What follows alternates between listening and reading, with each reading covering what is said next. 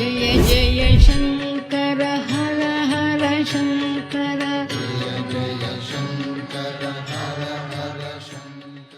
ஆன்மீக அன்பர்களே, தரிசனம் டிஜிட்டல் நேயர்களே, உங்கள் அனைவருக்கும் அன்பு வணக்கம். நாள்தோறும் நம்முடைய தரிசனம் டிஜிட்டலில் வரக்கூடிய பெரிவா தரிசனத்தை பார்ப்பதோடு மட்டுமல்லாமல் உங்கள் கருத்துக்களையும் பதிவு செய்கின்றீர்கள். நிறைய பேருக்கு பகிர்ந்து பரிமாறிக்கொண்டிருக்கின்றீர்கள். எந்த ஒரு நிகழ்வும் உங்களுடைய கையில் தான் இருக்கிறது. இப்படி ஒரு 100 ஆண்டு காலம் இந்த மண்ணுலகில் ஒரு மகான் வாழ்ந்திருக்கிறார். ஐம்புலன்களையும் அடக்கி வாழ்ந்ததோடு இந்த மண்ணுக்கு மகத்தான செய்திகளை, ஞான மார்க்கத்தில் ஈடுபடக்கூடிய விஷயங்களை, எளிய முறையில் பக்தி செலுத்தக்கூடிய நேர்த்தியான செய்திகளை இந்த மண்ணுக்கு தந்திருக்கிறார் என்பதை மகத்தான முறையில் சொல்லக்கூடிய தொடர்தான் இந்த தரிசனம் பெரியவா தொடர்.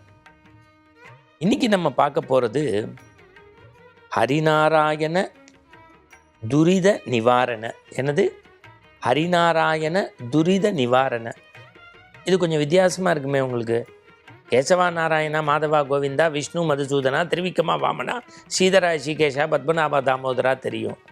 இது என்ன ஹரிநாராயண துரித நிவாரண? இந்த மந்திரத்தை அப்படியே வச்சுக்கோங்க. பெரிவா சொன்ன இந்த செயல் ஒரு வரி மந்திரம் 1000 கோடி புண்ணியம் தரக்கூடியது. ஹரிநாராயண துரித நிவாரண. இது அப்படியே இருக்கட்டும். இன்றைய உலகம், இன்றைக்கு நவீன உலகம் எல்லாம் ஏஐ டெக்னாலஜி. அலெக்சாவில் பாட்டு போடுங்க, எல்லாமே ரிமோட்டு மயமாயிடுச்சு. பரபரன்னு ஓடுறோம். ஆனால் இதற்கு முந்தைய காலமே விஞ்ஞான உலகத்தின் தொடக்க காலத்திலேயே பெரிவா சொல்லியிருக்காங்க, இந்த பொருளை எல்லாரும் தேடி போகிறோம், பொருளை தேடி போகிறோம், அருளை தேடி போகிறோமா? அடுத்த வார்த்தை சொல்லியிருக்கார் பெரிவா. பாம்பன் சுவாமிகள் சொல்கிறார், இறை தேடுறதுல மனுஷன் காட்டுற ஆர்வத்தை இறைவனை தேடுறதுலையும் காட்ட சொல்லுங்க. எப்படி? இறை தேடுறதுல காட்டக்கூடிய ஆர்வத்தை இறைவனை தேடுறதுலையும் காட்ட சொல்லுங்க. யாரு? 6666 பாட்டு எழுதி சண்முக கவசத்தையும் குமாரத்தவத்தையும் தந்து நம்முடைய உடல் நோயை தீர்க்கக்கூடிய பல்வேறு விஷயங்களை இந்த மண்ணுக்கு தந்த மகத்தான மனிதர் பாம்பன் சுவாமிகளை நினைவுபடுத்தி இந்த விஷயத்தை சொல்லிட்டு பெரியவா சொல்லியிருக்கா. இன்னைக்கு ஹிந்து தர்மத்தை பற்றி எல்லாரும் பேசுகிறாங்க, சனாதன தர்மத்தை வளர்க்கணுங்கிறாங்க, ஆன்மீகத்தை அடுத்த இடத்துக்கு எடுத்து செல்லணுங்கிறாங்க. ஆனால் இவங்களே சமய சின்னம் வச்சுக்கிறது இல்லை. சமய சின்னம்னா என்ன? திருநீர், திருமண், பெண்கள் குங்குமம், இதெல்லாம் இன்னைக்கு கலிகாலத்தில் யுகம் மாறுது. பெரியவா சொன்ன வார்த்தை. சமய சின்னம் பூசுறதுல நம்ம யோசிக்கிறோம், அவங்க என்ன நினைப்பாங்க, இவங்க என்ன நினைப்பாங்கன்னு. நம்ம உடம்புலேருந்து ஆவி பிரிகிற வரைக்கும் ஆணவம் கூடாதுங்கிறதுக்கு தான் திருநீர் வைக்கிறோம். இந்த மண்ணுக்குள்ள இந்த உடம்பு போகிற வரைக்கும் மண்டகணமே கூடாதுன்னு தான் திருமண் இட்டுக்கிறோம்.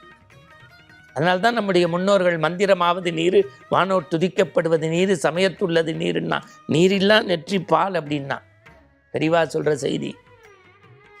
இஸ்லாத்தை பாரு, கிறித்துவத்தை பாருங்கிறாங்க. இஸ்லாத்தில் ஒரு உயர்ந்த சிந்தனை இருக்குது. வெள்ளிக்கிழமை ஆச்சுன்னா அவங்க தொழுகைக்கு போகிறதுக்கு தவறுறதில்லை. அடுத்த வார்த்தை, தேவாலயங்களுக்கு ஞாயிற்றுக்கிழமை ஆச்சுன்னா இவன் போய் விவிலியத்தை படிச்சுட்டு இறைவனை வணங்கிட்டு வரான். ஆனால் நம்ம ஜோதிடர்கள் சொன்னால் கோவிலுக்கு போகிறோம். நான் சொன்ன வார்த்தை இல்லை, பெரியவா பதிவு செய்கிறார். கஷ்டம் வந்தால் சாமிகிட்ட போகிறான், இஷ்டம் வந்தால் சாமிகிட்ட போகிறான். எப்போதும் போகணுங்கிற சிந்தனை வரல, எல்லாம் பொருளை தேடி ஓடுறோம்.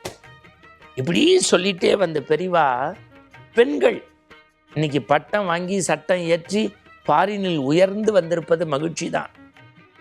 ஆனாலும் இறைவன் எல்லா இடத்துலையும் நீக்கமர நிறைந்திருந்தாலும், அங்கிங்கனாதபடி எங்கு இருந்தாலும் இறைவனுடைய சன்னிதானத்தில் உட்கார்ந்து 2 தோத்திரம் சொல்ல வேண்டாமா?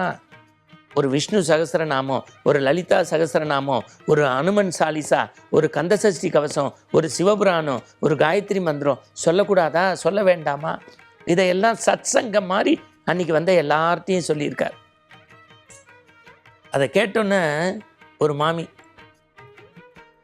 அப்படியே டக்குன்னு துடுக்கா பெரியவாளை நமஸ்காரம் பண்ணி, பெரியவா என்ன செய்கிறது, குடும்பம் பெருசாகிடுது, நாங்களும் வேலை வெட்டிக்கு போனால் தான் குடும்பத்தை சந்தோஷமாக வச்சுக்க முடியறது,